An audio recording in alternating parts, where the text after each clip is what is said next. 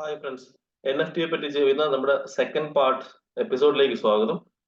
നമ്മൾ ഫസ്റ്റിൽ ഡിസ്കസ് ചെയ്തത് നമ്മൾ NFT എന്തൊക്കെയായിരുന്നു, NFT എന്താണ്, NFTയുടെ കളക്ടിബിൾ NFT എന്താണ്, യൂട്ടിലിറ്റി NFT എന്താണ് എന്നുള്ള കാര്യങ്ങളാണെന്നുണ്ടെങ്കിൽ നമ്മൾ ഇന്ന് ഡിസ്കസ് ചെയ്യാൻ വേണ്ടി പോകുന്നത് വളരെ നെഗറ്റീവ് ആയിട്ടുള്ള കാര്യങ്ങളാണ്.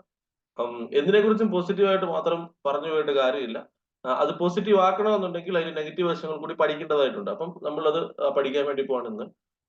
ഒരു സമയത്ത് 2021 ബുൾ റണ്ണിന്റെ സമയത്ത് ഓർമ്മയുണ്ടാവും, ബോർഡ് എയ്പ്പ് പോലുള്ള NFT വിറ്റുപോയത് millions of ഡോളേഴ്സിനായിരുന്നു.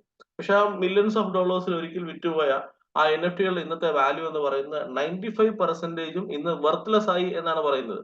Worthless means ഒരു ചെറിയ കണക്ക് നിങ്ങൾക്ക് ഇവിടെ കാണാൻ വേണ്ടി സാധിക്കും. അതെന്താണെന്ന് ചോദിച്ചു കഴിഞ്ഞാൽ, 73,000 NFT കളക്ഷൻസ് ആണ് മാർക്കറ്റ് ക്യാപ്പിൽ ഉണ്ടായിരുന്നുണ്ടെങ്കിൽ അതിൽ നിയർ അറൌണ്ട് 70,000 NFT ഇന്ന് zero Ethereum, that means almost നിൽ വാല്യൂ ആയി കഴിഞ്ഞു. അതും വളരെ ടോപ്പ് കളക്ഷൻസ് എന്ന് നമ്മൾ കരുതിക്കൊണ്ടിരുന്ന പല NFT വാല്യൂ ഇന്ന് $5 $100 ഇടയിലാണ് വന്ന് നിൽക്കുന്നത് എന്നുള്ളത് നമുക്ക് കാണാൻ വേണ്ടി സാധിക്കും.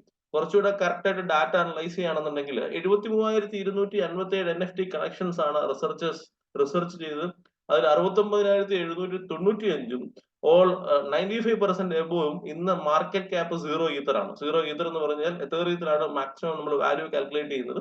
അതിൽ ഏറ്റവും വെർത്ത്ലെസ് ആയി ഇന്ന് മാറിക്കഴിഞ്ഞു എന്നാണ് പറയുന്നത്. ഒരു സമയത്ത് നോക്കുകയാണെന്നുണ്ടെങ്കിൽ നിങ്ങൾക്ക് ജാക്ക് ഡോസിയെ നിങ്ങൾക്ക് കേട്ടിട്ടുണ്ടാവും. ജാക്ക് ഡോസിയുടെ ഫസ്റ്റ് ട്വീറ്റ് ഉണ്ട്.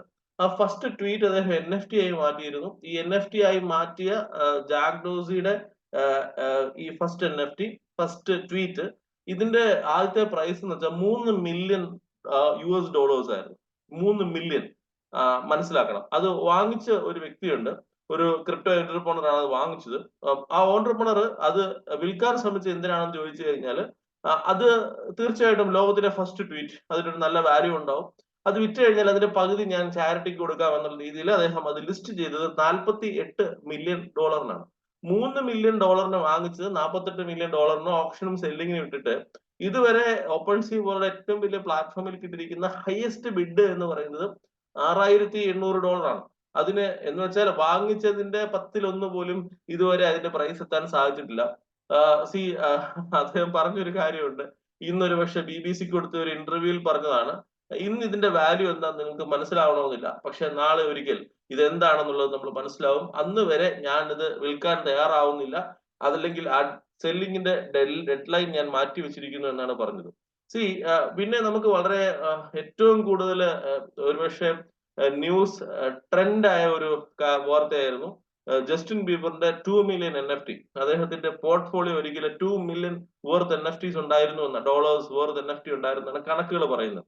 ആ വലിയൊരു പോർട്ട്ഫോളിയോ അദ്ദേഹത്തിൻ്റെത്. ശരിക്കും പറഞ്ഞാൽ ജസ്റ്റിൻ ബീബർ വൺസ് ഇത് പർച്ചേസ് ചെയ്തതൊക്കെ എവിടെ നമ്മളെ പോലുള്ള സാധാരണക്കാരെ പോലും ഇതിലേക്ക് അട്രാക്ട് ചെയ്തിരുന്നു. കയ്യിൽ ഒന്നുമില്ലാതെ കാശ് ഇൻവെസ്റ്റ് ചെയ്ത ധാരാളം വ്യക്തികൾ NFT ഉണ്ട്. പക്ഷേ അദ്ദേഹത്തിന് ഇതൊരു വലിയ കാര്യമല്ല. കാരണം $2 മില്യൺ പോർട്ട്ഫോളിയോ ഉണ്ടായിരുന്ന അദ്ദേഹത്തിന്റെ NFT പോർട്ട്ഫോളിയോ ഇന്ന് അദ്ദേഹത്തിന്റെ വാല്യൂ കണക്കാക്കുന്നത് $1 ലക്ഷം താഴെയാണ്. എന്ന് വെച്ചാൽ ഏകദേശം വളരെ പെർസെന്റേജ് ഇന്ന് ഇല്ലാണ്ടായി കഴിഞ്ഞു.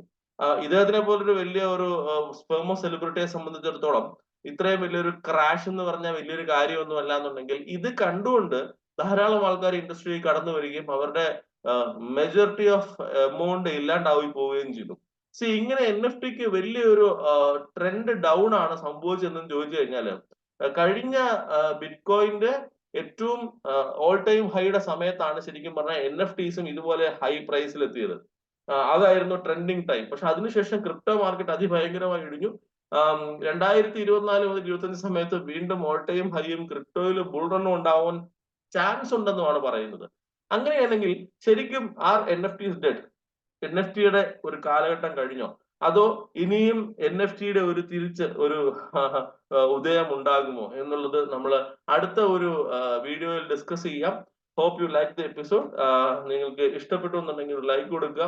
ഒപ്പം ചാനൽ സബ്സ്ക്രൈബ് ചെയ്താൽ ഇതുപോലുള്ള ധാരാളം ഇൻട്രസ്റ്റിംഗ് ആയിട്ടുള്ള വീഡിയോസ് നിങ്ങളിലേക്ക് എത്തിച്ചേരുന്നതുമാണ്. Thank you so much.